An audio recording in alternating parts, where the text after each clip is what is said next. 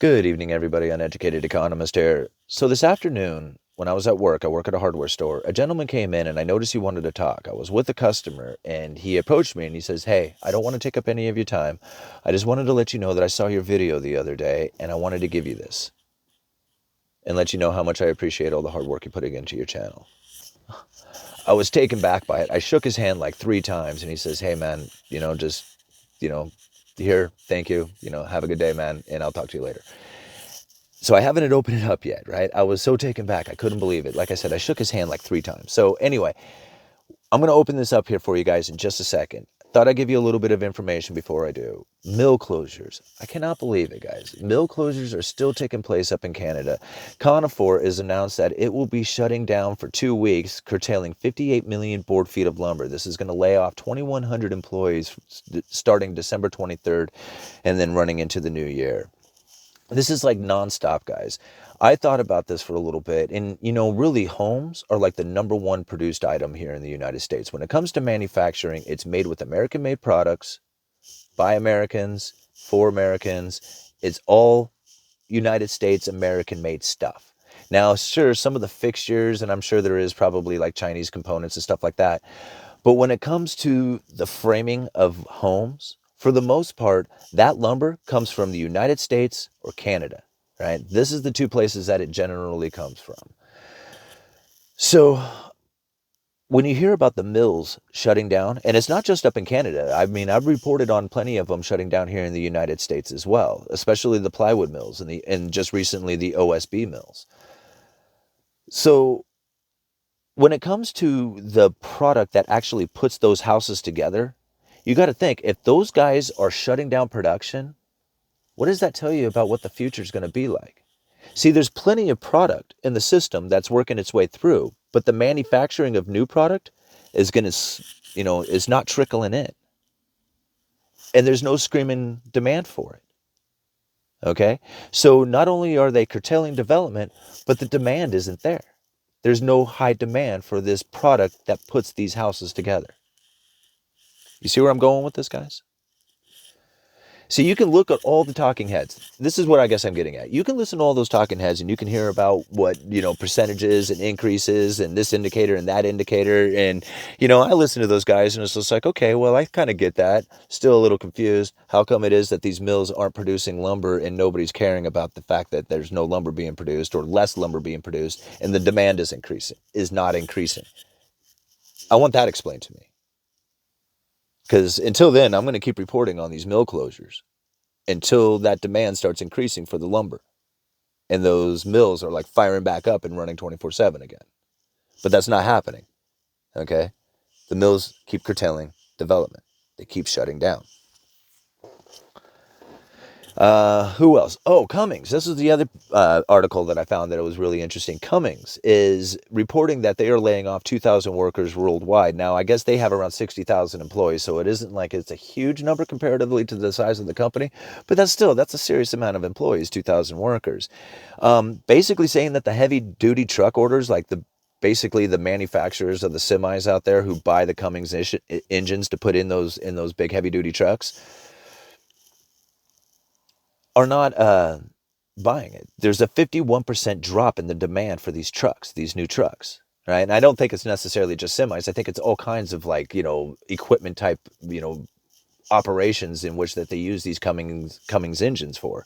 I mean, they're these big, powerful industrial engines. And if there's a 51% drop in the demand for these heavy duty trucks, what does that tell you about the industry out there? See, trucking, you think about it, everything you have ever eaten or worn or pretty much purchased in your life was at one time hauled by a truck, by a semi truck. And if the demand for these trucks is down, it either tells you what? That there's too many trucks out there on the road already, or there's less stuff being needed to be hauled. So that's the only reason that I can really come up with, is that there's less stuff that's needing to be hauled. And that's why, the demand for trucking is way down.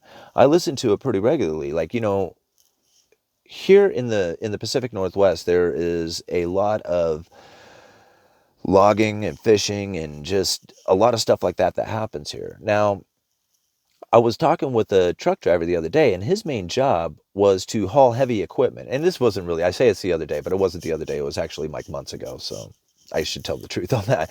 But it was a few months ago. But what he was saying was is that he hauls equipment from one logging site to another. And the demand for that moving of equipment was off the charts a few years ago.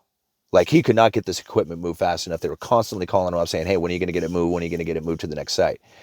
Now he is looking for other things besides moving equipment to use his truck for, because moving equipment, there's no demand for it because the logging has dropped off that much. So it's, this is serious. This is serious stuff that's taking place. See, again, you can go to the talking heads. You can listen to those guys talk about this indicator and that indicator and percentages and why, you should be following this, that, and the other thing. Or you can just look at the industries and just say Cummins engines are having an issue because of the new demand for these trucks is so far down. What does that tell you?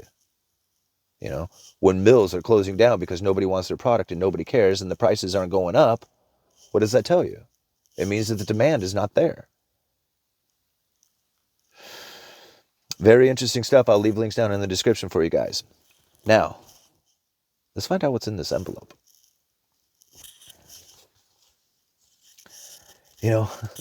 It's so amazing. Like, I never thought in a million years that, that people would be coming and handing me and saying thank you, that, I get letters in the mail. Of course. Oops. There we go. Dome light went out. Well, that's the Uneducated Economist for you. So if you're new to the Uneducated Economist, thank you for subscribing to my channel. I really appreciate it. I hope you guys enjoy the videos.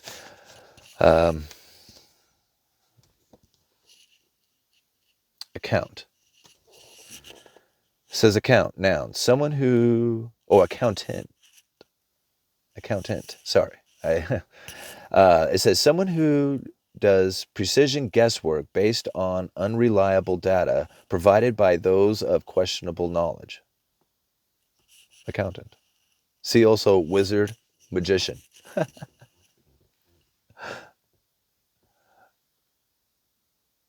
right. So I can tell there's something in here, so I don't know what it is, and we're going to...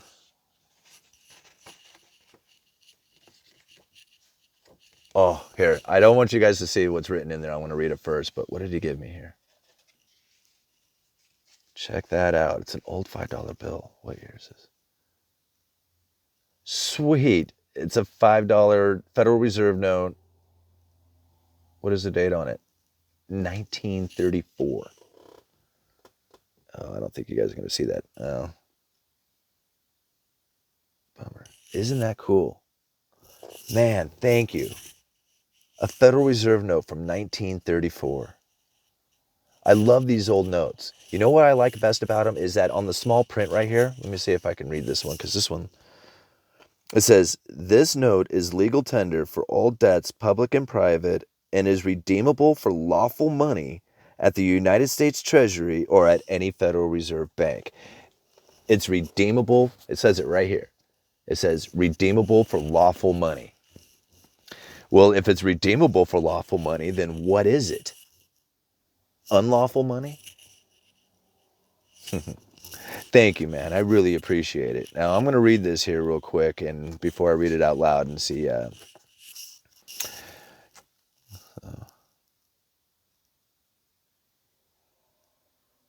Okay. It says, hopefully it's not too creepy getting a card from a stranger. Wish you all the best of luck.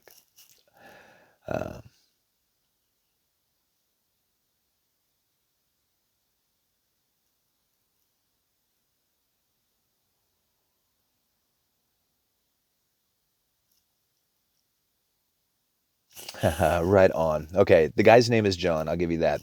Congratulations on your newfound freedom from debt. Thanks for sharing your experiences. There are a lot of us out in the world trying to piece together a bigger picture. You probably are a busy guy, like everyone these days. But if you ever want to talk coffee and talk economics, shoot a text. And he left his phone number. Right on, man. Yeah. Let's get together. Let's hang out and talk. You know, I was thinking it would be cool to actually start like a group discussion somewhere here in Astoria where we can all get together like, a couple hours a week or something and have like, talks on different things that we've found and just discuss economics in general.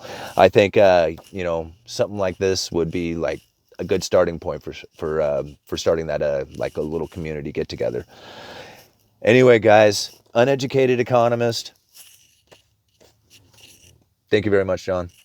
I really appreciate it. Going into my collection, I got a collection of old bills. My oldest Federal Reserve note is from 1950, so this one's 1934. Brand new treasure for me. Thank you very much. Uneducated economist, you guys let me know.